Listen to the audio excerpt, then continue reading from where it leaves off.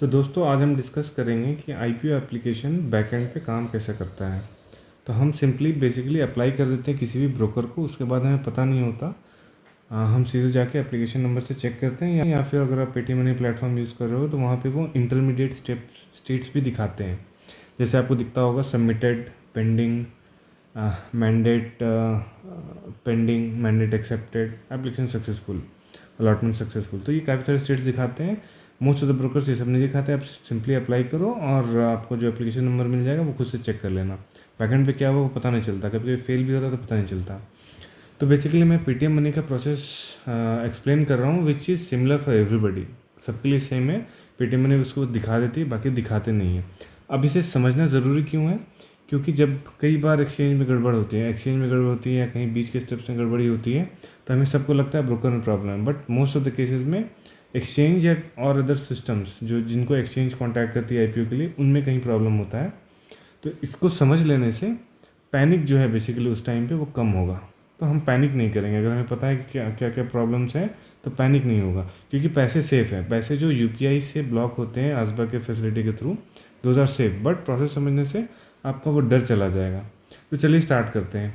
तो बेसिकली जो यूज़र है, these are we are retail investors. तो हम रिटेल इन्वेस्टर हुए जो लोग रिटेल सेक्शन ऑफ आईपीओ के लिए अप्लाई करते हैं। जब हम अप्लाई करते हैं तो हमारा एप्लीकेशन बेसिकली ब्रोकर को फॉरवर्ड होता है। अब मान लीजिए पेटीएम मनी में दो और फीचर थे, बेसिकली एएमओ और प्री ओपन। तो प्री ओपन नॉर्मल प्रोसेस क्या है कि आप सिर्फ 10 से 5 इसको अप्लाई कर सकते हैं, नॉर्मल फ्लो। पेटीएम क्या करती है कि 24/7 अप्लाई करने देती है, प्लस एप्लीकेशन ओपन होने से पहले यानी बिफोर ओपन भी अप्लाई करने देती है। तो उस केस में 10 से 5 के बाद जो अप्लाई करने देती है that is called AMO, after market orders. और जो आईपीओ ओपन होने से पहले, क्योंकि आईपीओ के डिटेल्स 3-4-5 दिन पहले मिल जाते हैं, जैसे डिटेल्स आते हैं वो प्री ओपन कर देते हैं। तो उस केसेस में क्या होता है, इन दोनों एप्लीकेशंस को जब हम पेटीएम मनी को सबमिट करते हैं तो खुद के पास ही रख लेते हैं। तो बेसिकली एएमओ और प्री ओपन को खुद के पास रख लिया, बट एक्सचेंज को फॉरवर्ड वो 10 से 5 ही करते हैं। तो एंड यूज़र को बेसिकली एक फ्लेक्सिबिलिटी मिल गई कि आप कभी भी 24/7 एप्लीकेशन दे दो और हम उसको एक्सचेंज पे एट सुटेबल टाइम सबमिट कर देंगे। एंड इट्स देयर रिस्पॉन्सिबिलिटी कि वो उसको सक्सेसफुली रिट्राइज के साथ भी डाल ही देंगे। तो ये एक फ़ीचर है जिसको मैं बताना चाह रहा था ताकि कन्फ्यूजन ख़त्म हो जाए। अब मान लेते हैं इसको इग्नोर, क्योंकि अब समझते हैं तो इसको हटा देते हैं। तो बेसिकली आपका एप्लीकेशन पेटीएम मनी के पास गया, पेटीएम मनी ने उसको आगे एक्सचेंज के पास पहुंचाया। अब अलग अलग ब्रोकर्स अलग एक्सचेंज से होंगे। बेसिकली दो ही एक्सचेंज है इंडिया में जो बेसिकली यूज़ होते हैं, एनएससी या बीएससी। तो पेटीएम मनी एनएससी को फॉरवर्ड करती है, कुछ ब्रोकर्स हो सकते हैं जो बीएससी को करते हों। जहाँ तक मैं जानता हूँ सारे मेजर ब्रोकर्स एनएससी के थ्रू ही करते हैं। तो अब जब एनएससी के पास एप्लीकेशन जाता है तो एनएससी क्या करती है, बेसिकली दो पाथ पे एप्लीकेशन को फॉरवर्ड करती है। एक डीमैट वेरिफिकेशन के लिए जो कि जाता है सीडीएसएल के पास या एनएसडीएल के पास। तो ये बेसिकली दो डिपॉजिटरीज हैं जहाँ पे डीमैट अकाउंट आप बना सकते हो और आपके डीमैट शेयर्स उसी में जाते हैं। ये किसी अलग वीडियो में बताऊँगा कि इनका क्या क्या रोल है। और बट अभी के लिए आपके एप्लीकेशन को पहले इन डिपॉजिट से वेरीफाई किया जाता है कि आपका सही डीमैट अकाउंट है या नहीं। तो अगर आपने पेटीएम मनी से अकाउंट खुलवाया हुआ है तो आपका सीडीएसएल ही होगा, क्योंकि वो सारे अकाउंट सीडीएसएल में खुलवाते हैं। बाकी ब्रोकर्स अलग यूज़ करते होंगे, मुझे पता नहीं, बट एनएसडीएल से भी हो सकता है। तो इन्होंने ऑप्शन ये दिया हुआ है कि पेटीएम ऐप से जाके या पेटीएम मनी से भी अब अगर आपको अप्लाई करना है अपने डीमैट अकाउंट से तो आप अपना यूपीआई और डीमैट दोनों दे सकते हैं। तो उस केस में जब रिक्वेस्ट आएगा एनएससी के पास तो एनएसडीएल का फॉरवर्ड होगा, नहीं तो अगर आपका डीमैट अकाउंट पेटीएम मनी से ही खुला है तो सीडीएसएल को फॉरवर्ड होगा। बट दोनों ही केस में वेरिफिकेशन के लिए जाएगा वो, और यहाँ से मान लीजिए रिस्पॉन्स आया वेरीफाइड या फिर रिजेक्टेड, दोनों ही आ सकता है। तो वेरीफाइड जो भी आएगा स्टेटस वो एक्सचेंज पास कर देती है ब्रोकर को, वेरीफाइड और रिजेक्टेड। बट अगर रिजेक्ट हुआ है तो ये एप्लीकेशन भी एक्सचेंज कैंसिल कर देगी। तो ये समझना ज़रूरी है। बट अगर वेरीफाइड है सक्सेसफुली तो ये पाथ स्टार्ट हो जाएगा। तो वैसे ब्रोकर को भी ये वेरीफाइड और रिजेक्टेड,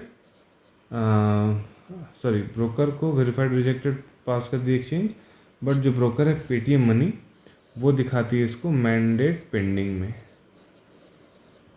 ताकि यूज़र्स कंफ्यूज ना हो, क्योंकि वेरीफाइड को समझाना थोड़ा मुश्किल है।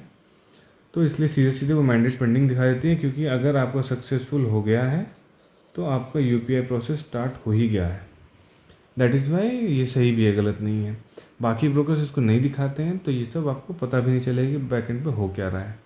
अब मैंडेट का जो फ्लो है, यूपीआई रिक्वेस्ट आएगी एक एस्क्रो बैंक को। एस्क्रो बैंक क्या होता है ये मैं नेक्स्ट सेक्शन में बताऊँगा, एस्क्रो बैंक होता क्या है। बट बेसिकली एक बैंक जो कि किसी एक या एक से ज़्यादा बैंक, कंसोर्टियम ऑफ बैंक्स जो कि एक आईपीओ को हैंडल कर रहे हैं। तो एनएससी या बीएससी जो भी है वो सारे एप्लीकेशन सबमिट करेगी एस्क्रो बैंक को। एस्क्रो बैंक यूपीआई के थ्रू सबका मैंडेट रिक्वेस्ट स्टार्ट कर देगी। तो यूज़र के बैंक के पास चला जाएगा। यूज़र का बैंक कुछ भी हो सकता है। यूपीआई में जितने सपोर्टेड बैंक हैं सब पे आप सबका यूपीआई हैंडल दे सकते हो आप। तो वो रिस्पेक्टिव यूपीआई सिस्टम के थ्रू रिस्पेक्टिव बैंक के पास चला जाएगा।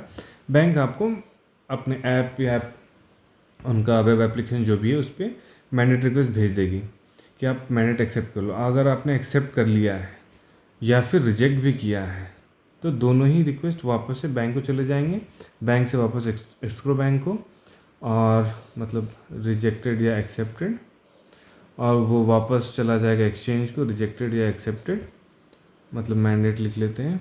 वैसे ही रिजेक्टेड या एक्सेप्टेड वो मैंडेट रिजेक्टेड या मैंडेट एक्सेप्टेड वो बता देंगे ब्रोकर को, और सेम स्टेटस यहाँ आ जाएगा। मैंडेट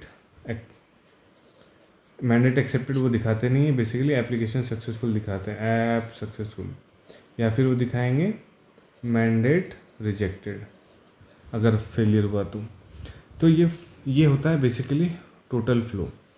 अब इसके बाद मैं बताता हूँ कि एस्क्रो बैंक होती क्या है। बेसिकली वो बैंक है जहाँ पे आईपीओ से जो भी फंड्स रेज हुए हैं वो सारे के सारे सेव किए जाते हैं। यानी जितने भी अलॉटमेंट के बाद जितने भी पैसे ट्रांसफ़र होंगे कंपनी को वो इस बैंक अकाउंट में जाएंगे। अब इसका यूज़ क्या है, तो बेसिकली वो इसका फेयर यूसेज इंश्योर करते हैं कि ये सेबी और आरबीआई के रूल्स के अकॉर्डिंग कंपनी को वो पैसे तभी मिलेंगे जब वो उन पैसे का इस्तेमाल उन्हीं चीज़ों के लिए करेगी जिनके लिए कंपनी ने पैसे मार्केट से रेज किए हैं। तो लेट से एग्जांपल लेते हैं, कंपनी ने लेट से 40% अपने DH draft red herring prospectus DRHP में ये डाला था कि 40% they are going to use for डेप्ट रिडक्शन। डेप्ट रिडक्शन मतलब कंपनी ने जो पुराने कर्ज लिए हैं उसमें जो भी फंड रेज होंगे, मान लीजिए 100 करोड़ रेज होने हैं तो 40% कितना होगा, यानी 40 करोड़। 100 करोड़ तो 40 करोड़ वो डेट रिडक्शन में यूज़ करने वाले हैं। मान लीजिए रेस्ट 30% वो यूज़ करने वाले हैं इन्वेस्टमेंट्स के लिए, फ्यूचर इन्वेस्टमेंट यानी ग्रोथ के लिए। तो 30 करोड़ वो ग्रोथ के लिए यूज़ करने वाले हैं। फिर लेस से 30%, रेस्ट ऑफ 30% वो यूज़ करने वाले हैं जनरल कॉर्पोरेट पर्पस के लिए। तो general corporate purposes basically day to day activities के लिए है। तो 30 करोड़ वो उसके लिए यूज़ करने वाले हैं। तो अब क्या गारंटी है, कंपनी के पास पैसा है तो क्या गारंटी है वो इन्हीं में लगाएगी, वो तो कुछ भी कर सकती है। तो this is the job of escrow bank. अब ये कैसे इम्प्लीमेंट करती है वो मुझे भी अभी नहीं पता, जब जैसे ही पता चलेगा मैं एक वीडियो ज़रूर बताऊँगा। बट या तो वो सीधे जैसे डेट अगर किसी बैंक से तो उसी को ट्रांसफ़र करेगी, या with probably proofs they will release the fund, जो भी हो, but they take care of it कि पैसे जिस चीज़ के लिए रेज हुए हैं उसी में यूज़ हों। तो बेसिकली ये था एस्क्रो बैंक का यूसेज। अब आगे बढ़ के बताते हैं कि ग्लेनमार्क आईपीओ में हुआ क्या था। जो लोगों ने पेटीएम मनी से ग्लेनमार्क में अप्लाई किया था उन्होंने नोटिस किया होगा कि सारे एप्लीकेशन मैंडेट पेंडिंग में, सभी लोगों के एप्लीकेशन मैंडेट रिजेक्टेड में चले गए थे बेसिकली। तो उस दिन क्या हुआ था, क्योंकि अब हम समझते हैं आईपीओ का प्रोसेस क्या है और एस्क्रो बैंक का रोल क्या है, तो मैं बताता हूँ कि उस दिन हुआ क्या था। तो बेसिकली जब हमने एप्लीकेशंस डाले पेटीएम मनी को डालें। देखिए अब बाकी सारे ब्रोकर्स ये दिखाते नहीं हैं, इस चलते बाकी ब्रोकर्स मतलब से अगर आपने अप्लाई किया तो आपको पता भी नहीं चला होगा ये सब हुआ है। तो कुछ लोगों को ये अच्छा भी लगेगा, बट कुछ लोगों को ये जानना भी ज़रूरी है कि कई केसेस में क्या होता है कि एप्लीकेशन चुपके से ब्रोकर्स कैंसिल कर देते हैं, आपकी एप्लीकेशन आईडी वेस्ट हो जाती है, मतलब कैंसिल हो जाती है, भले आपको दिख रहा हो एप्लीकेशन आईडी, बट वो बैकएंड पे कुछ हो गया, आपको कोई पता नहीं चलना, क्योंकि आप जाके सीधे देखोगे अलॉटमेंट हुआ है कि नहीं, वो आएगा नहीं हुआ है, क्योंकि वो सिस्टम भी रखते हैं जो भी अलॉटेड है उन्हीं की आईडी रखती है। तो रिजेक्ट हुआ है या फिर अलॉटमेंट नहीं हुआ ये कभी पता नहीं चलेगा। पेटीएम मनी ही है जो कि सारी डिटेल्स दिखाती है, तो वो अपने ऊपर एक रिस्क ले रही है basically, but I can say Paytm money is transparent. तो पेटीएम मनी ने उसको एक्सचेंज को फॉरवर्ड किया एनएससी को, एनएससी ने वो डीमैट वेरिफिकेशन किया ही होगा, मतलब डीमैट के लिए फॉरवर्ड किया होगा सीडीएसएल और एनएसडीएल को। तो इस पार्ट में कोई प्रॉब्लम नहीं है। हुआ क्या है कि एस्क्रो बैंक जो कि एचडीएफसी थी उसमें कुछ प्रॉब्लम था, तो एचडीएफसी को जो भी एप्लीकेशन डाले गए उसने सबको सीधा मैंडेट रिजेक्टेड मार्क कर दिया। वो एक्सचेंज ने ब्रोकर को बता दिया कि मैंडेट रिजेक्टेड है सारे यूज़र्स का, और मैंडेट रिजेक्टेड पेटीएम मनी में भी दिखा दिया गया। बट ये इशू कुछ 30-40 मिनट में पता चल गया सबको, तो इट सीम्स वो ऑफलाइन फॉलोअप करके ये पता चला कि एचडीएफसी फिक्स कर रही है वो इशू और दे हैव फिक्स्ड इट। तो इस चलते पेटीएम मनी ने एक नोटिफिकेशन डाला सारे यूज़र्स को कि आप नया एप्लीकेशन ना डालें। क्यों? क्योंकि एक्सचेंज है डिसाइडेड कि दे विल रीअप्लाई, वो सारे एप्लीकेशन दोबारा से भेज देंगे एंड एचडीएफसी विल री इनिशिएट ऑल द मैंडेट्स। तो जो ब्रोकर्स ये सब नहीं दिखा रहे हैं उनको कोई प्रॉब्लम नहीं, उनको कुछ बताने की भी ज़रूरत नहीं, but Paytm money is more transparent, that is में उनको ये बताना पड़ा कि आपका रिजेक्टेड में इसलिए गया है क्योंकि कुछ प्रॉब्लम था एस्क्रो बैंक में, और वो अब सॉल्व हो गया, रिजॉल्व हो गया। तो आप अप्लाई ना करें, दोबारा से एक्सचेंज सारे एप्लीकेशन रीअप्लाई कर देगी तो प्रॉब्लम सॉल्व हो गया। But this is what happened. ये अगेन ये समझना इसलिए ज़रूरी है ताकि हम पैनिक ना करें। अगर हम समझ जाएंगे कि क्या होता है तो हम एक्चुअली वेरीफाई भी कर पाएंगे एप्लीकेशन गया है कि नहीं।